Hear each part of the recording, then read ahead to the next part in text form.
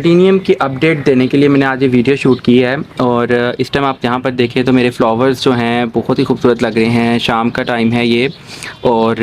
मैंने इनको पानी भी बिल्कुल भी नहीं दिया हुआ और जैसे ही मेरा ये एडीनियम जो है डॉर्मेंसी से उठा है, यानी कि अपने नींद पूरी करके उठा है सारी सर्दियाँ, तो सबसे पहले इसने जो है फ्लावरिंग स्टार्ट कर दी है। यहाँ पर वीडियो बनाने का मकसद सिर्फ़ और सिर्फ ये है कि आपको ये बता सकूँ कि एडीनियम्स को आप फ्लावरिंग पर कैसे लेकर आएँ जब आपकी डॉर्मेंसी से उठ जाएं। तो डॉर्मेंसी के कुछ हैं टिप्स जो आपको मैं शेयर करूंगा इसी वीडियो में। तो सबसे पहले जिसमें एक तरीका है एडीनियम्स को जो है आपने डॉर्मेंसी में कैसे जो है रखना है, क्योंकि बहुत सारे एडीनियम्स मेरे भी नो डाउट ज़ाया हुए हैं,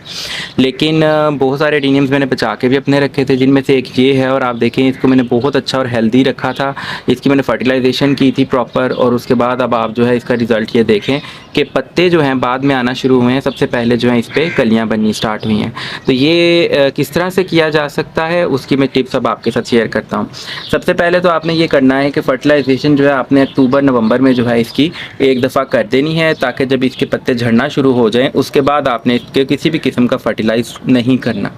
ना आपने इसको गोबर की खाद या पत्तों की खाद भी नहीं डालनी, ना आपने इसको डीएपी ऐड करनी है, ना आपने इसको किसी भी किस्म का एनपीके का कोई भी रेशो इस पर ऐड नहीं करना, क्योंकि डॉर्मेंसी में जब ये प्लांट्स जाते हैं तो वो मिट्टी में से या अपने ऊपर से जो है वो न्यूट्रिएंट्स को नहीं लेते, ये सो जाते हैं। दूसरी एक चीज़ आपने ये करना है कि डायरेक्ट इनको जो है आसमान के नीचे नहीं रखना, ताकि जो कोरा या फिर जो है ड्यू वगैरह जो इनके ऊपर पड़ती है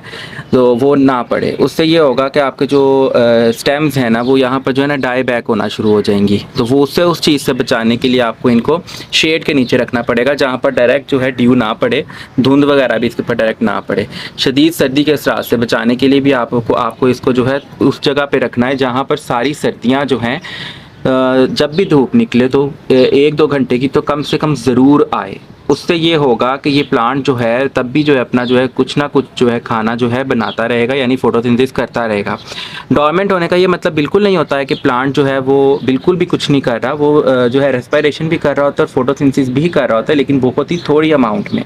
तो इसलिए इसको पानी भी अब आपने देख के बहुत थोड़ा देना है, क्योंकि डोरमेंट प्लांट को पानी की आप जो है इनटेक भी बहुत कम चाहिए। बहुत जगहों पे मैंने ऐसा देखा है लोग जो है पानी बिल्कुल नहीं दे रहे होते, जिसकी वजह से ये होता है कि वो प्लांट जो है ड्राई होना शुरू हो जाता है, और उस सूरत में भी जो आपकी स्टेम्स हैं वो डाई बैक होती हैं। इसलिए एडिक्वेट यानी मॉडरेट जो है वाटरिंग बहुत ज़रूरी है। आप इसको पानी जो है सर्दियाँ अगर शदीद हैं तो 2 हफ्ते में एक बार पानी दें, अदरवाइज़ जो है आप 1 हफ्ते में एक बार पानी दें। और ये ज़रूर चेक करें कि आपकी सॉइल जो है कम से कम 2 इंच तक जो है ड्राई हो चुकी है, फिर आप इसको पानी दें।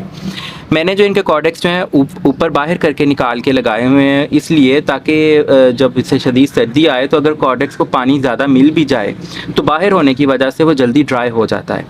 अब जब जनवरी फरवरी जब आ जाता है, फरवरी जो है उसके बाद सर्दी का ज़ोर कम हो जाता है, बहार शुरू हो जाती है, तो उस सूरत में आपको पहचान हो जाएगी कि आपका प्लांट अब डोरमेंसी जो है ख़त्म कर चुका है, क्योंकि उसकी स्टेम्स जो है वो वापस से ग्रीन होना शुरू हो जाएंगी बड़ी स्पीड से। उस टाइम पर आपने इसको थोड़ी सी डीएपी और थोड़ी सी गोबर की खाद ऐड करनी है और पानी डालना शुरू करना है, और इसके ऊपर जो है सन की क्वांटिटी भी जो है यानी कि सूरज की जो रोशनी है उसको भी ज़्यादा करते जाना है। मैंने इसको 2 दफ़ा सिर्फ डीएपी ऐड किया और 1 दफ़ा गोबर की खाद ऐड किया, और अब आप देखें इसका रिज़ल्ट कि मेरे पास कितने प्यारे जो हैं फ्लावर्स आ चुके हुए हैं इसके ऊपर। इस वीडियो में इतना ही।